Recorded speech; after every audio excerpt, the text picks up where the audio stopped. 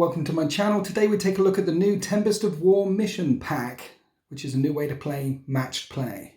This pack is designed for casual pickup games, something the community have been calling out for a while now, because the only other way to play casual games right now is the open war deck. You can play match play using the ones in the main rulebook if you want to go to tournaments and things, because these aren't really match play. I mean, this is tournament play.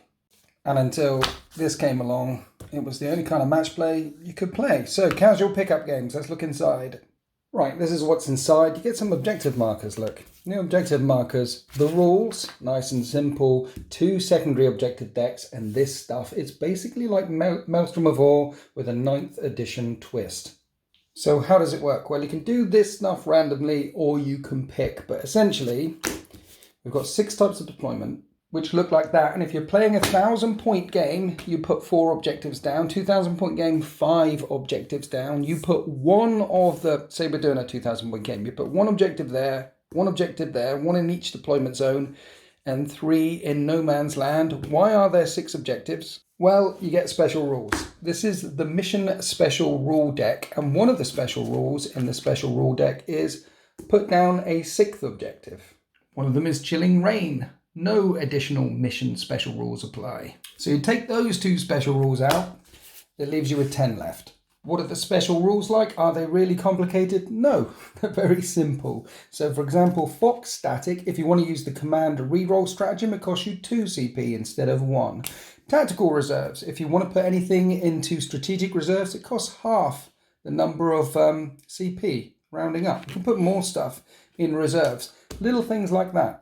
Then the last deck, only 6 cards, is the primary mission deck. So you randomly draw your deployments and your mission special rule and your primary mission deck, or you can pick them if you want to. And the primary missions are all very simple, stuff that we've seen before. Control 1, control 2, or control more objective markers. And then the rules at the end of the battle round. Or control your objective, control 1 in no man's land, control your opponent's objective, and just kill units. But it wouldn't be 9th edition without some actions. So 2 of the primary mission secondary, they have claim action secondaries as well. So control more objective markers, 5, 10 points, that sort of thing. But there's also actions that you need to do as well to get your points. But it's not all over then. Then we come on to the secondary deck, which is like the Maelstrom of War stuff. Maelstrom of War was a game system that was available in 8th and 7th and I think 6th edition Warhammer 40k. It was really good, where you used to draw 3 objectives a turn, and you do the same thing here. You draw 3 secondary missions a turn, every turn. The difference being in 8th edition, you needed 2 of these. You needed a deck for your opponent and a deck for yourself, but the Tempest of War deck only has 20 secondary missions. You can buy 1 deck of cards and play this with 2 people. You don't need 2 decks. So you set up your board, you put your objectives down, you pick your mission special rules, and you find out what your primary missions are, and you'll be scoring 5, 10, 15, or 4, 8, 12, that sort of thing. Normal 9th edition stuff. And then you draw 3 cards a turn, every turn.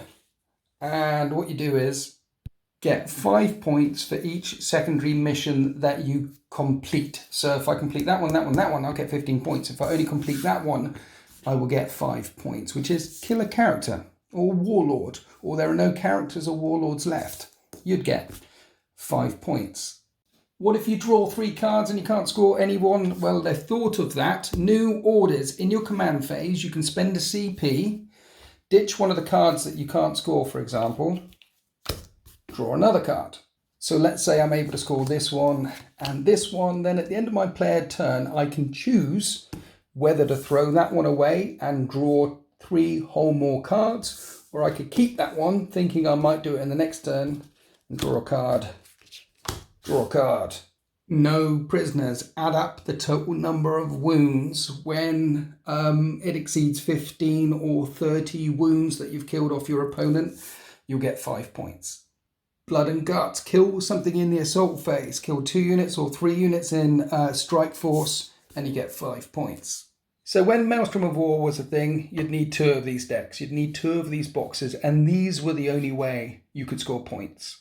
But in this version of the game, in Tempest of War, we have the primary ways you can score and a little twist, which will add some flavour to your battles, and then extra points. You have both. You have both of these things. Now, you can't score more than 45 points on your primary.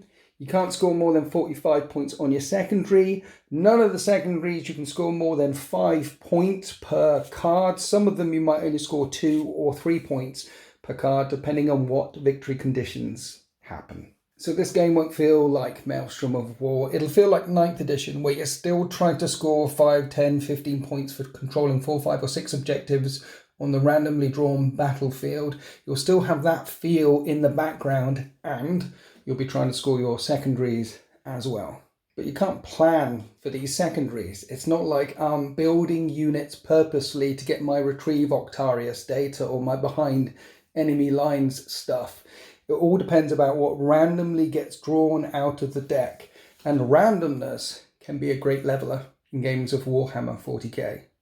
You can go up against armies that shoot you off the table and you get destroyed, but if you scored more points than them by the end of the game, then you'll win. So having said that, this game won't be for everyone. If you don't like those random moments coming along and screwing up your best laid plans, then don't get Maelstrom of War. Maybe the tournament match play stuff is for you. But if you like reacting on the fly and want a more casual game of 40k rather than this competitive version here, and you don't want to worry about all these secondary objectives here, then perhaps this is the game for you. I'm going to be playing a lot of this. I've been hoping for more ways to play, making up games myself.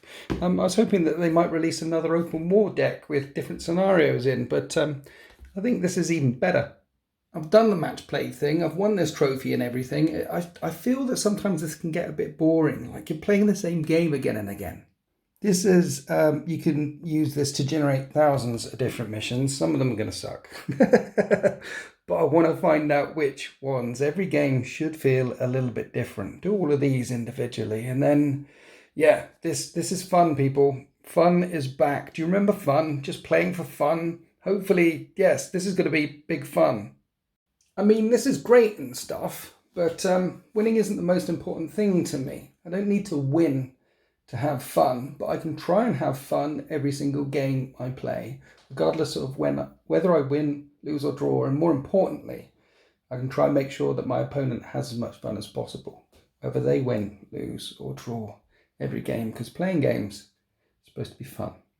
So the new Tempest of War deck is another way of playing Warhammer 40k. Playing match play, competitive play from the main rulebook. It's not the right way to playing 40k, neither is the wrong way to play 40k. Play 40k your way. There's many ways of playing 40k. Here's 3 of them right here. It's your time, your money, your hobby. Play your 40k. So thank you to Games Workshop for sending through the new Tempest of War mission pack for free for me to review and get it out there for all the interwebs for you guys to find out what it's about. Yes, you can see a lot of this. I'll be playing a lot of this coming up. I've done that, played loads of that. Now let's play with the new stuff. Thank you to all my members and channel subscribers. Love you. Thank you so much. And more importantly, thank you so much to everyone who's chosen to support me in the deployment zone and joined my wonderful community and have kept me out of the factory. Love you guys. Happy wargaming.